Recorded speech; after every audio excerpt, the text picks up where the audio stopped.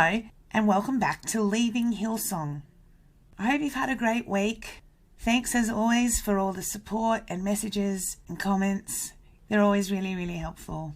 Now, I've known Emily for about 10 or 12 years. We can't quite remember. She messaged me way back when she hadn't been out of Hillsong that long. And we've talked here and there over the years and even talked a bit about putting stories together. So it's really exciting that we finally got to sit down, have this conversation, and there's just so much in it. I know you're really going to enjoy. Emily was based in London for a while with Hillsong, and she's got lots to report. So here's my favourite colour with Emily. So you grew up in a Christian home though, didn't you? So church, not a foreign thing to you? Yeah, exactly. I grew up in a church. I didn't know anything other than church. And particularly because I was so interested in music and being in a Pentecostal evangelical environment, it was like you couldn't get away from being around music. So I was like, this is cool. I was like, this is great. I love the music. You know, my dad was a music teacher. He was a worship leader. So really my entire existence from like naught to, well, late into my 20s was just church. And it was just what I knew. It was just everything that I knew. It was what my life was centered around, really. I don't know the official term for it, but it was what people call happy clappies.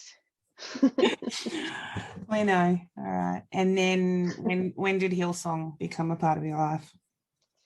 Yeah, so I was thinking about this and I remember being about maybe 10, and I remember hearing about this woman, Darlene Check.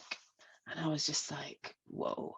And the music back in the day, you used to like get these mail order worship CDs like sent to you, and you could sign up for like a monthly subscription and you'd get the mail order CD. And if you liked it, you kept it and had to buy it. And then if you didn't, you sent it back.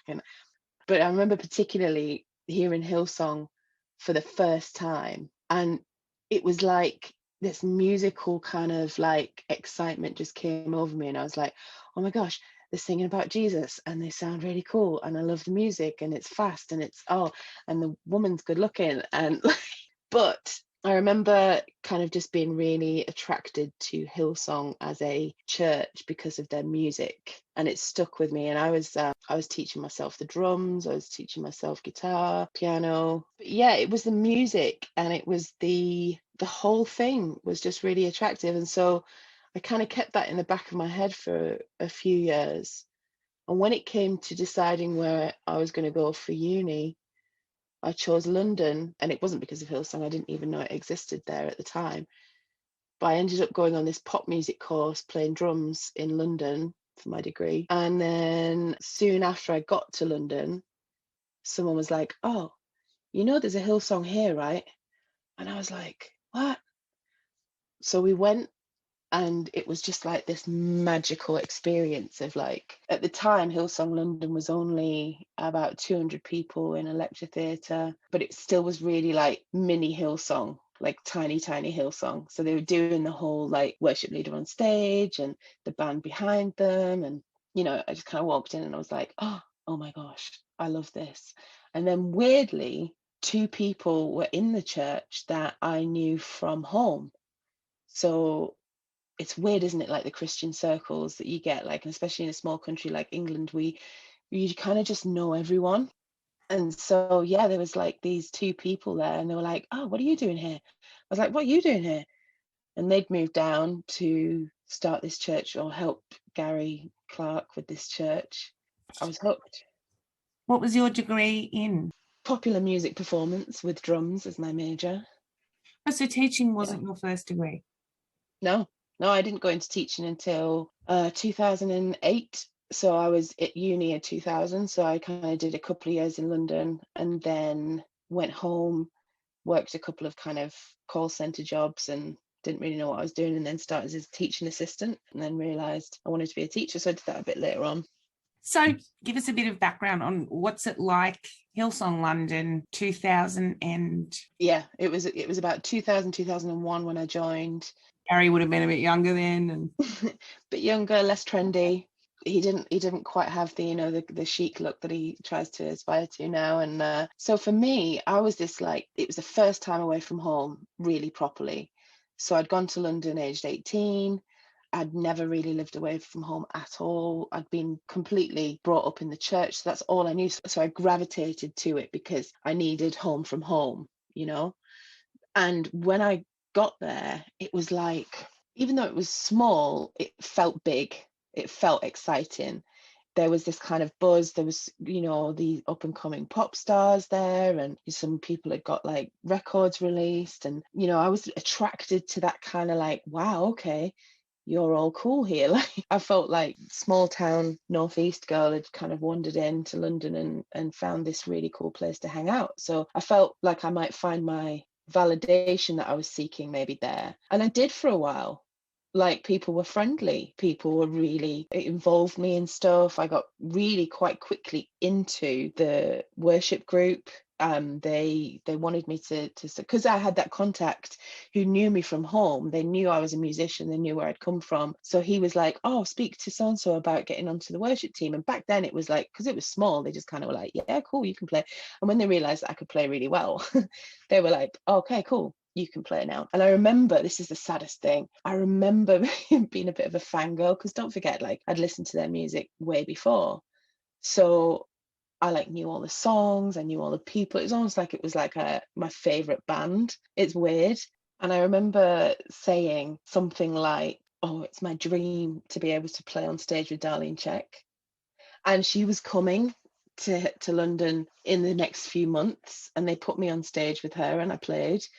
And it was literally like this most incredible feeling for me, because there was this incredible woman who I'd listened to for years and thought she was great. And I look back now and I feel sorry for myself. But, you know, when you don't know any different and you're in that bubble, very big bubble, but you're in that bubble, it was just like all my dreams were coming true. And so, yeah, that's how I was hooked. I was hooked in. They referred to me as the chick drummer.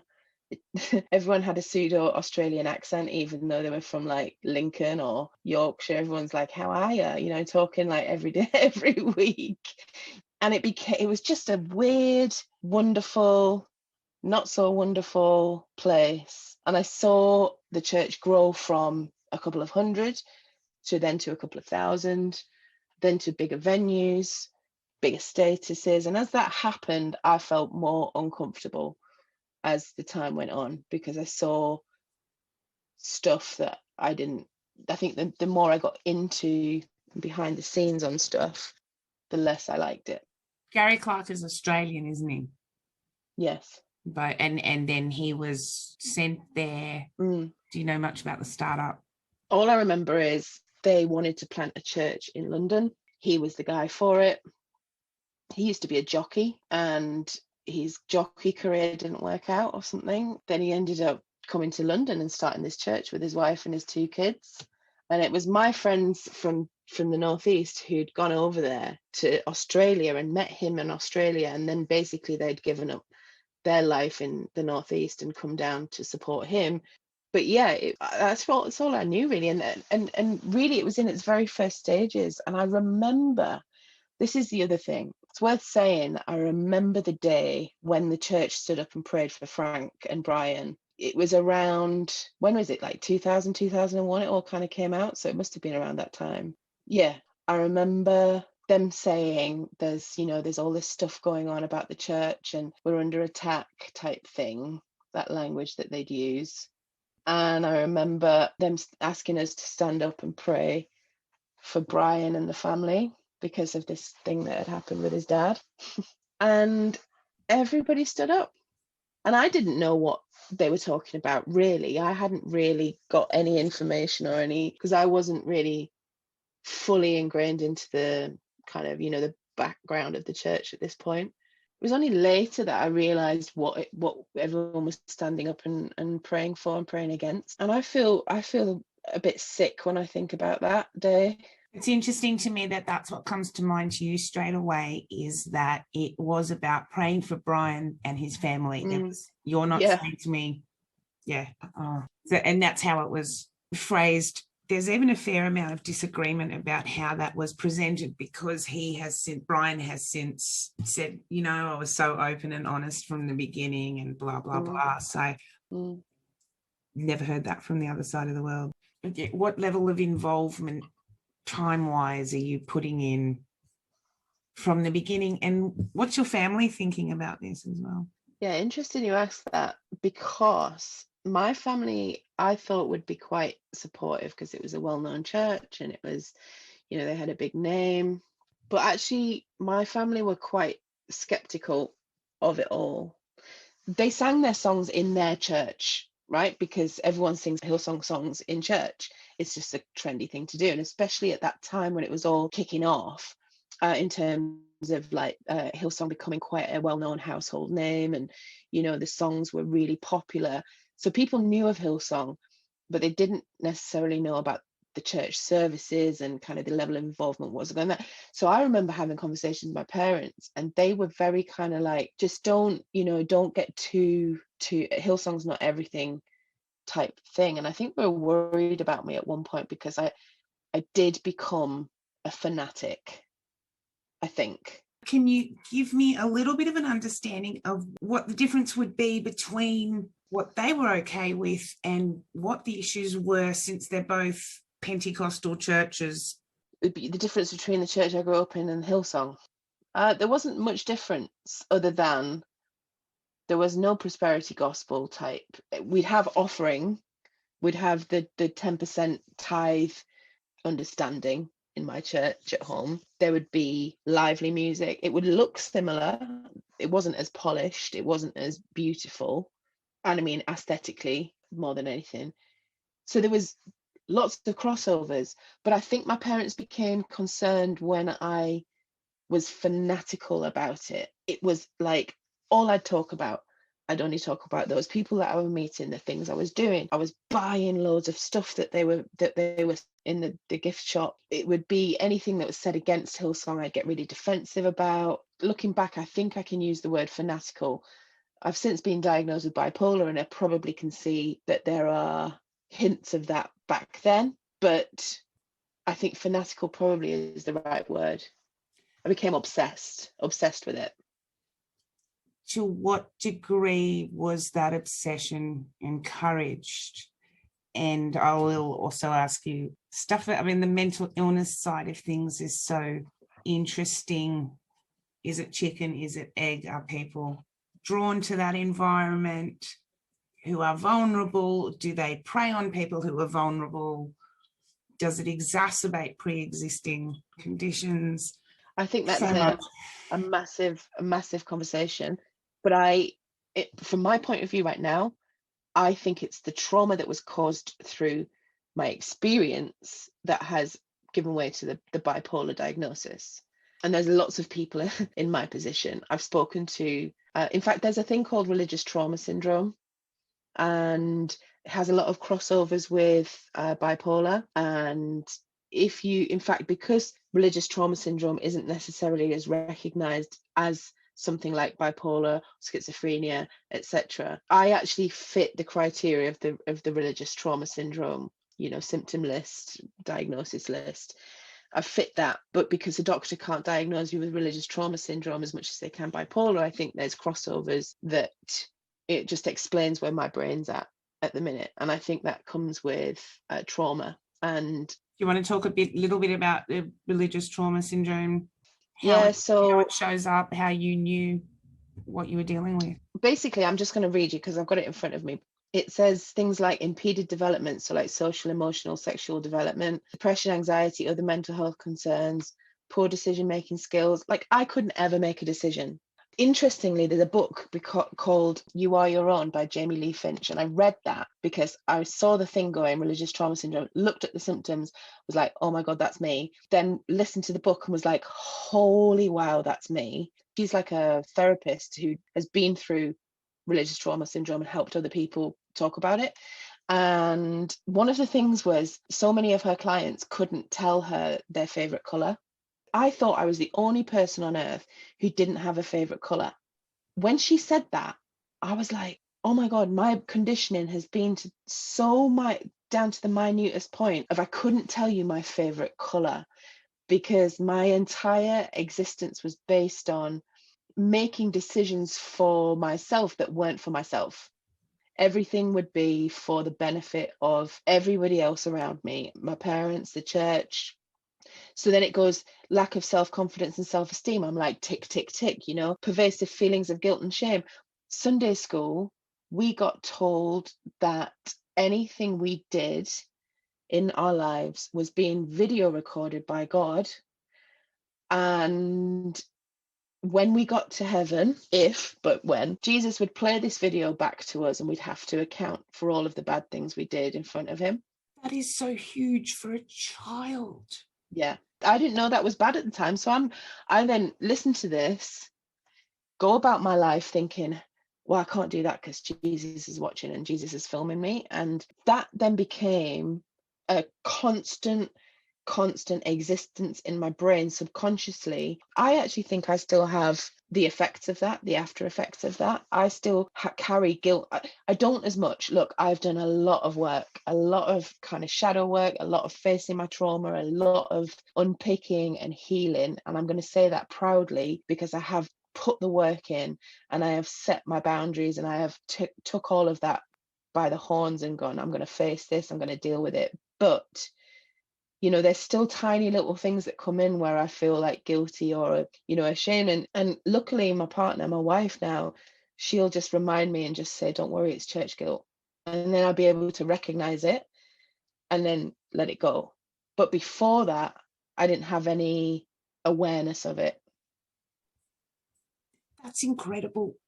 People have experienced psychosis for a lot less surveillance than that. Yeah. I don't know how you get away from that as your childhood paradigm. It makes me really sad. It makes me sad for myself. It makes me sad for the kids I was in Sunday school with, who, like, we laugh about it now, but 30 years on from kind of being in Sunday school, I can still sing the books of the Bible from beginning to end without stopping. And you are going to do that for us. No, I'll do that for you towards the end. I'll do that at the end. But like, you know, I do that and I laugh at it, like, and I say, oh, it's my party trick. But when I do it, my friends go, oh, Emily, that's so sad. You know, I don't get like a funny, like, Christians will laugh and ex-Christians will laugh. But my friends who see that, they see a broken child who's had to remember the books of the Bible in order to get a prize at Sunday school, in order to be popular and win the Bible verse singing contest.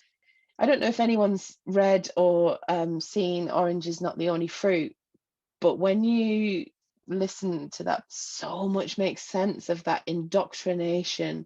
Like that girl in the book, you know, she goes into school, and I remember this as well, and you know, it's embarrassing to share, but I'm going to share it because I think it might help people. But, you know, kids would say, like, have you got a boyfriend?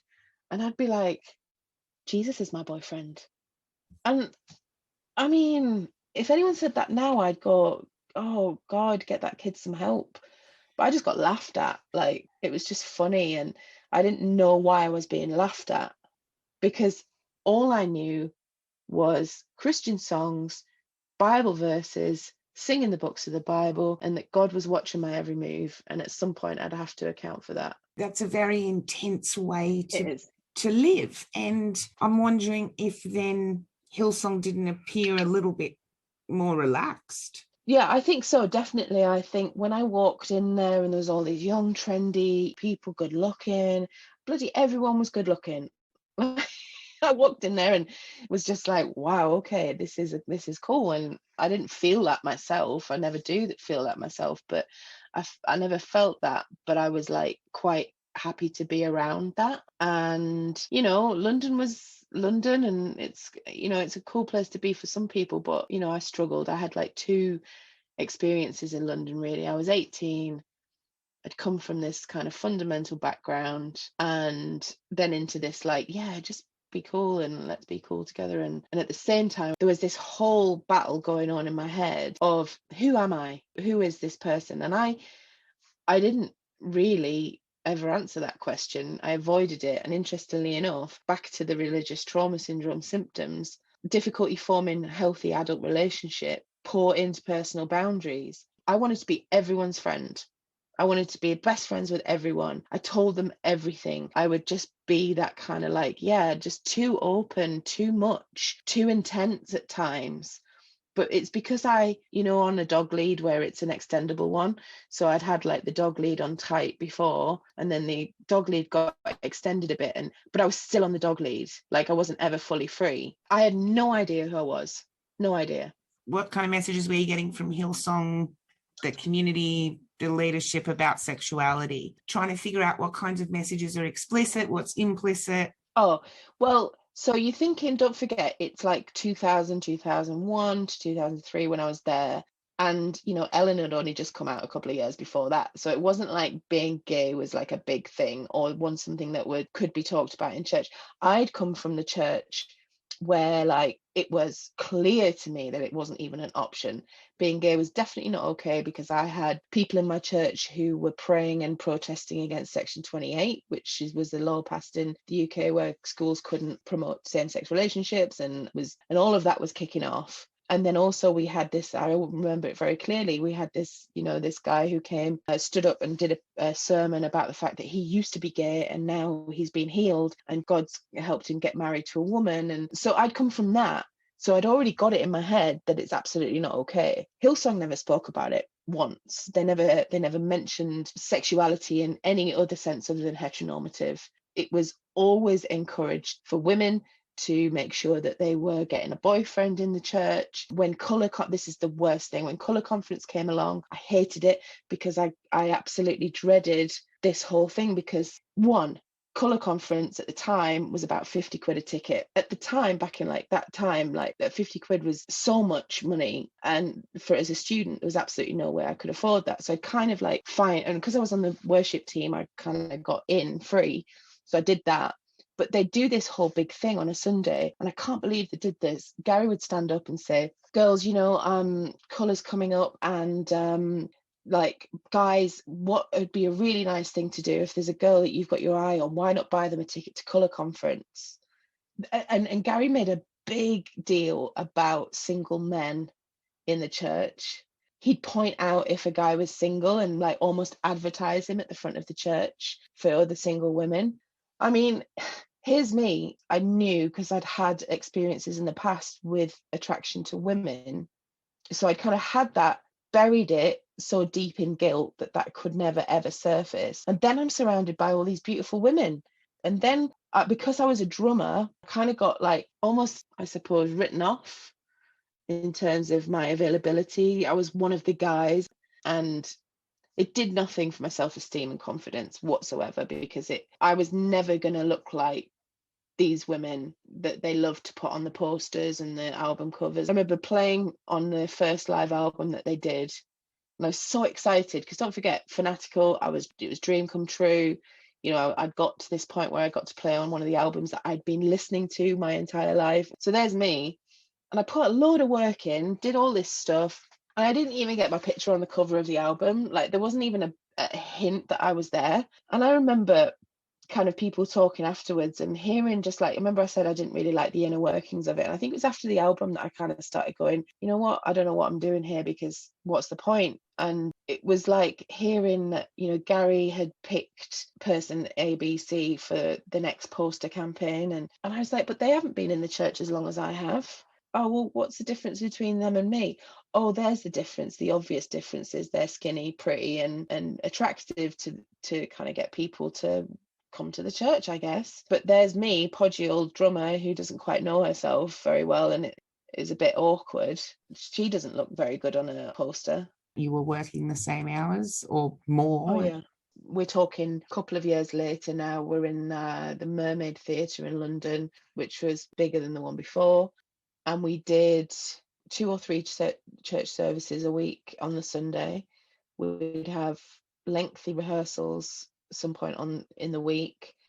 And then there was the life group that people went to. And then there was the socials that everyone was organising. Majority of my time, I would say at least 6 nights a week, I was involved in something to do with Hillsong. Maybe every day at times, because don't forget, I was searching for validation.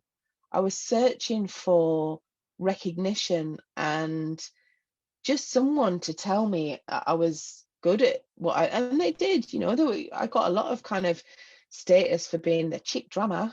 Sorry, that was terrible accent, but that's what they call me, you know, chick drummer. And I do a better accent than that. But the weird thing is, because I think there was more Antipodeans in there than English people at one point. You get the little twang. How are you? You know, how was your week? I know someone now who's really high profile in that London church, and I was listening to him speaking, and I thought, bloody hell, you're from the same place as me, like in the northeast. We talk like people, you know, think we're Geordies, but we are not Geordies. And he's got this pseudo Australian twang thing, and I'm just like, whoa, that's really taken over you. And it happened to so many people. They changed their accent. See, it was weird. First of all, don't forget that we know nothing about the other places around the world. So, like, I had no idea what happened in London or what happened all day long. And that's so interesting in terms of the language. If you can infect people with your own cultural language.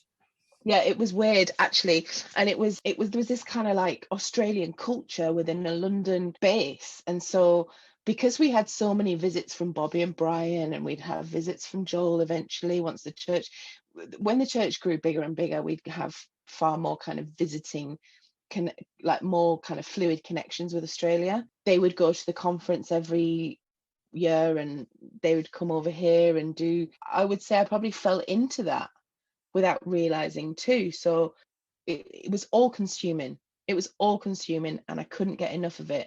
And yet at the same time, I felt like because I was battling myself constantly wondering, what do I look like?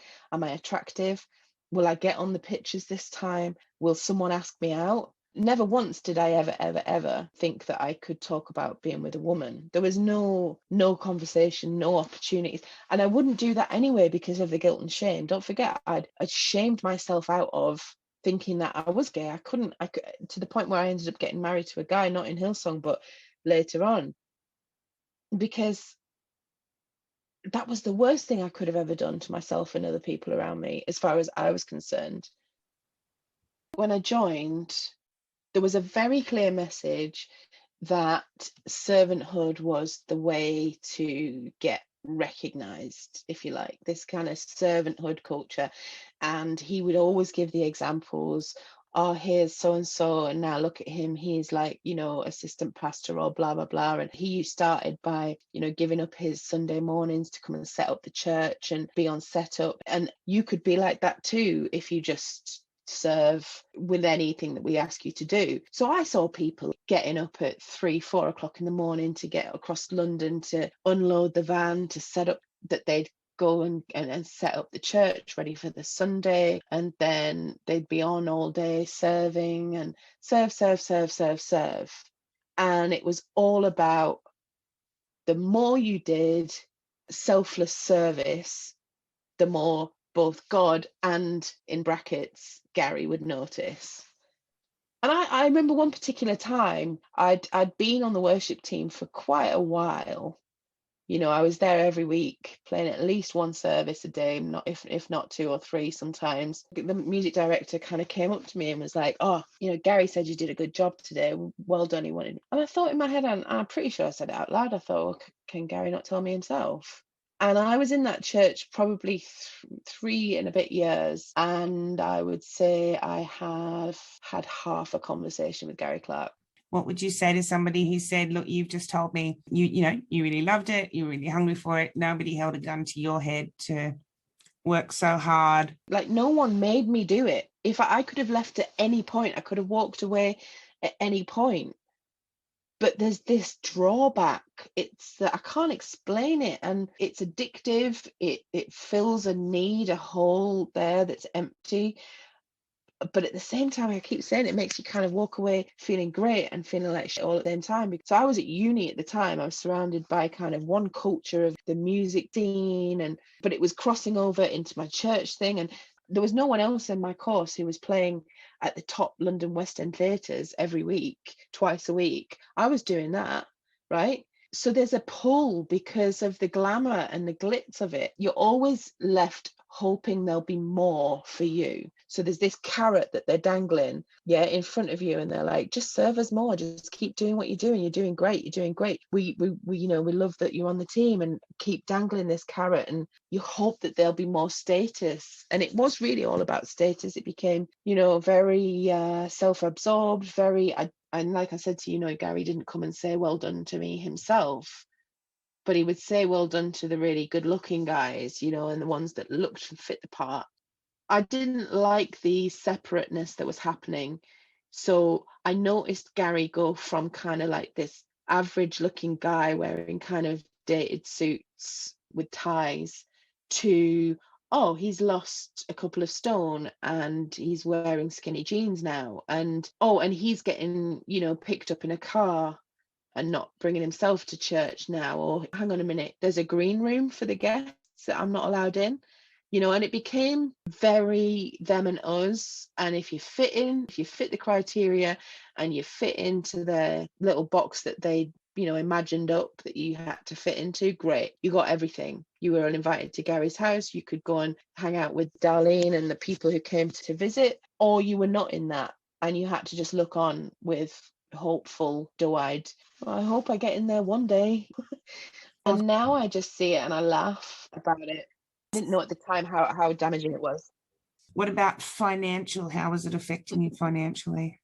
I would say that whole period of time in my life was the very reason I have no financial awareness now. I messed everything up financially at Hillsong. I gave when I couldn't afford it, because I was told if I gave it, God would give it back tenfold. So there's me taking that literally. I'll put a tenner in and I'll get 100 quid back at some point, right?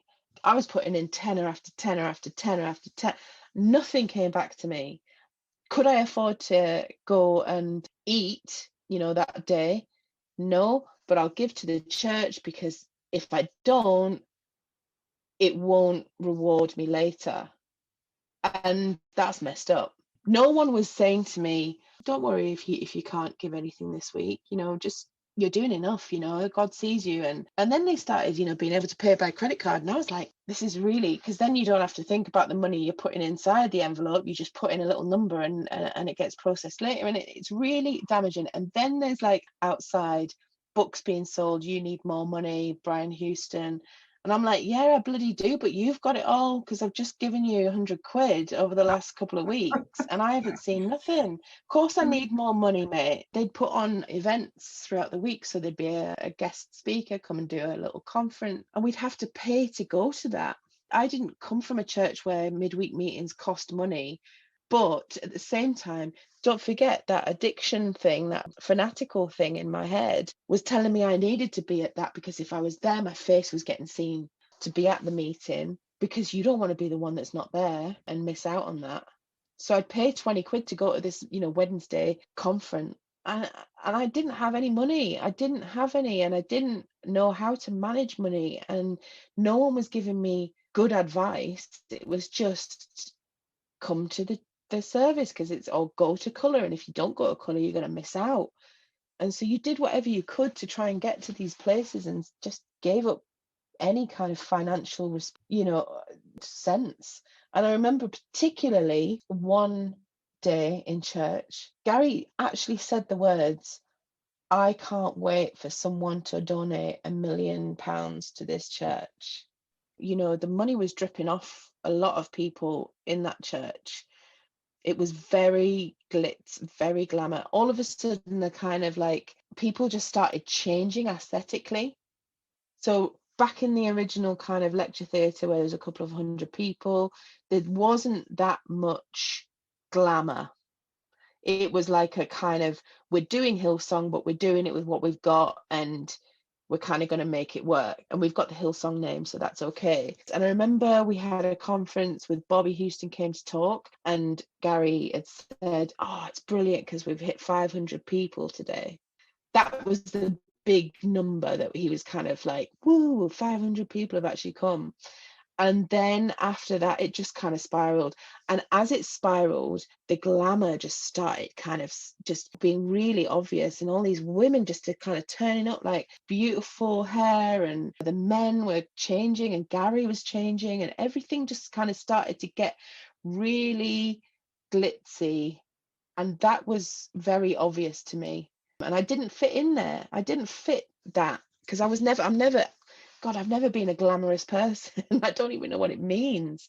I remember kind of being really uncomfortable at a birthday party once, and she's a famous singer now, and so is he, and they had this really kind of glitzy birthday party, and I just went along and I was just scruffy and I didn't fit in, and I felt really, I can't do this, and I started to spiral, I think, into a bit of chaos.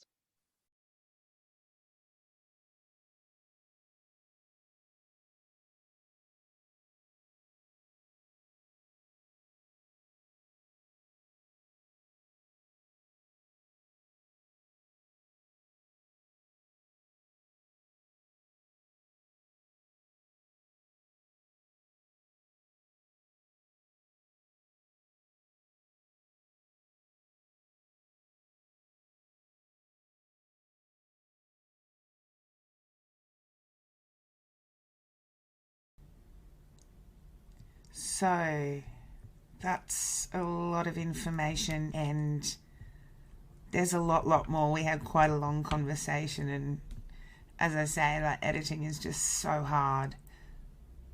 Emily will be back next week. Obviously, things changed this week when Brian Houston was charged with concealing an indictable offence. There's loads and truckloads to be said about it, and I'm sure it's going to cause a lot of changes for a lot of people, so we'll keep an eye on how that progresses for now. And there's been a couple of other projects that have cropped up, so we'll be talking Leaving Hillsong once a week on Sundays, and I'll figure out what else to do with the bonus material. Oh, and people have been asking if you want to support this podcast. There is a Patreon in Leaving Hillsong, there's a PayPal, there's all kinds of ways. So you can be a loose change Larry for $3 a month on Patreon if you want. Just thought I'd let you know. Thank you so much for joining us in the conversation, and I hope you'll join us again for part 2 of my favourite colour, Emily's story. Talk then. Bye.